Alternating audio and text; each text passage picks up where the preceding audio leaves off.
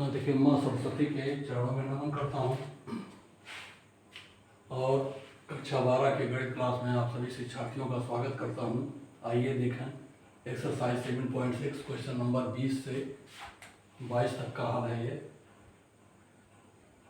अब 20वां सवाल है integration x-3 into e⁻x dx upon x-1 का क्यूब।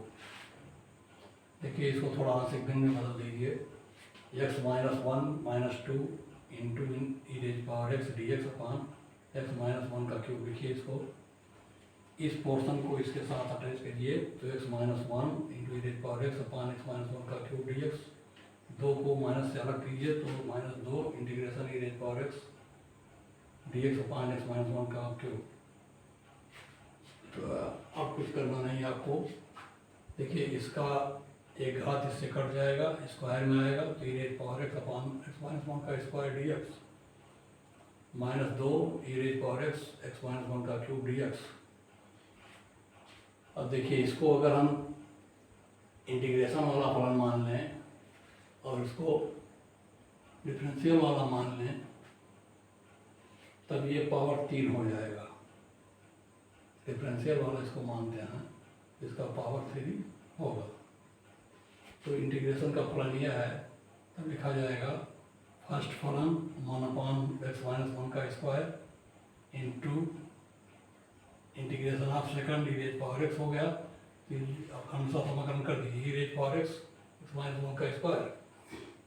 ये क्रमशः समाकलन का पहला पद, दूसरा पद देखिए ऋण इंटीग्रेशन ddx ऑफ 1/x-1 का स्क्वायर इंटू e⁻x dx का whole dx -2 e⁻x dx upon x-1 का क्यूब। अब आसान हो गया, e⁻x x-1 का स्क्वायर प्लस 2, ये प्लस हो गया क्योंकि x-1 ऊपर ले जाएंगे तो घात -2 होगी। -2 में से -1 घटेगी, -3 होगी। तो वह -2 जब बाहर आएगा तो ये प्लस कर देगा इस चिन्ह को और ये हो जाएगा e⁻x। फिर -3 को घात को नीचे लाएंगे तो +3 होगी, x-1 की घात -3 होगी।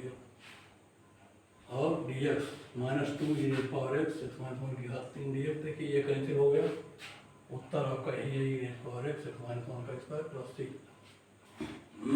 अब आता है आपका 21वां सवाल i integration e⁻2x sin x dx। i माने इंटीग्रेशन। अब i -e⁻2x cos x, इसको sin x को दूसरा फलन पहला फलन लिख लीजिए उसे, दूसरे फलन का समाकलन तो माइनस cos x तो minus e⁻2x cos x minus integration ddx of e⁻2x integration sin x dx और dx आ गया equal to minus e⁻2x cos x plus 2 integration e⁻2x cos x dx। अब इसका फिर समाकलन कर दें आप, इसको लिखिए minus e⁻2x cos x plus 2 common ले लीजिए। e⁻2x देखिए पहला फलन, दूसरे का समाकलन e⁻2x sin x हो गया, cos x का समाकलन sin x minus integration ddx of e⁻2x integration cos x dx और dx।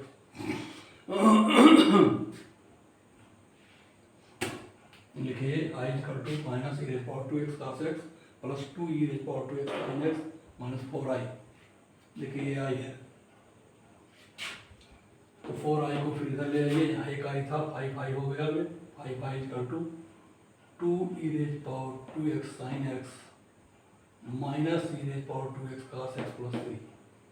i का मान निकाले 2/5 e⁻2x sin x minus e⁻2x/5 cos x plus 3।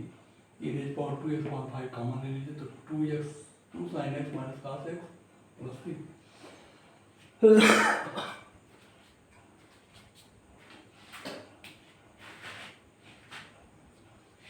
अब आता है question number 22 integration sin inverse 2x upon 1 plus x square.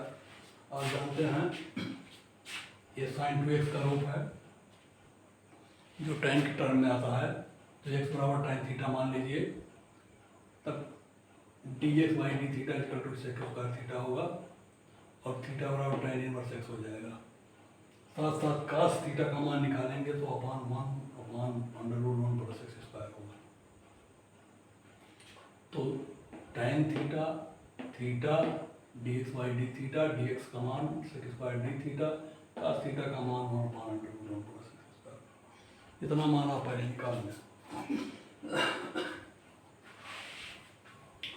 अब आता है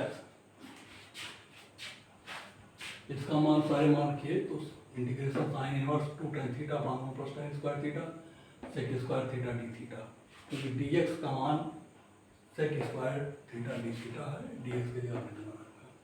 बाकी तो आप प्रतिस्थापित कर ही सकते हैं।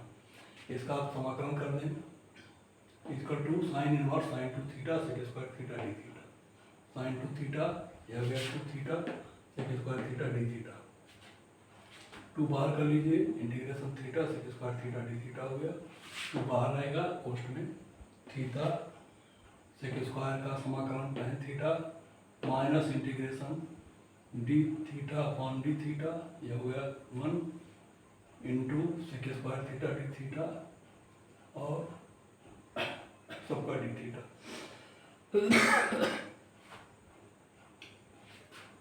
तो आ गया 2 क्वेश्चन में theta tan theta minus integration tan theta d theta equal to 2 theta tan theta